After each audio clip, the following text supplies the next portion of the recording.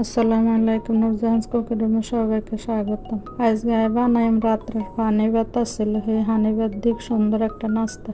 এখানে আমি রাত্রে হানি ভাত নিয়েছি, নিয়ে পরিমাণ মতো পেঁয়াজ দিয়েছি, ধনিয়া পাতা কুচি, আদা রসুন বাটা, সামান্য পরিমাণ হলুদ, ঝালের জন্য 1 চামচ মরিচ, স্বাদ মতন লবণ, আর দিয়েছি ধনিয়ার গুঁড়া। আর অনিয়ন লইছে চাইলের গুঁড়ো, এগুলো হচ্ছে আতপ চাইলের গুঁড়ো দিয়ে অনেকগুণ তারা ভালো করে মাইনিম।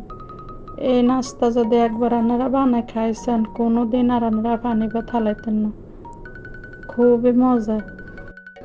আমি আর সুন্দর করে এখন তারা মাইল এসে দেখছি না, বুঝে জানা যে এখন ভাত ওনা একটা ফ্রাই প্যানে পরিমাণ মতো তেল দিয়েছি। এরকম করে যদি একবার বানাই খাবান, কেউ বুঝতে পারবো না কিন্তু যে ভাতের পেঁয়াজ। এখন সুন্দর করে এরকম পেঁয়াজের শেপ করে বেগুনটা দিলে একবার বানিয়ে খাইছেন। আর ভালো লাগলে আমার কমেন্টে জানাইন। আমার চ্যানেলটা সাবস্ক্রাইব করে আমার পাশে থাকবেন। এনে গুনটা এক হিট হয়ে গেছে, আরও হিটে গুনতারে উল্টে দিই। চুলের আঁচ কমাই দিয়ে গুনতারে সুন্দর করে মশমশা করে বাজে নিই।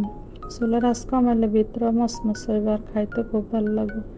আর একবার যদি এভাবে বানিয়ে খাবান, খোলা ফেনে বারে খালি খাইতে চাইব।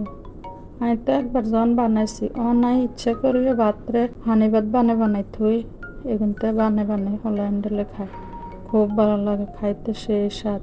আর এই নাস্তা যদি একজন মেহমান এলে বানাই দেন, আনে যদি না কন হ্যাঁ কোনো দিনও বুঝতে পারতো না এগুন দিন ভাত দিয়ে আনে পেঁয়াজু বানাইছে। আর সবগুলো পেঁয়াজু ভাজা হয়ে গেছে, দেখেন কত সুন্দর হয়েছে। আমিও ভাঙ্গি দেয় এসেন ভিতরে কি সুন্দর।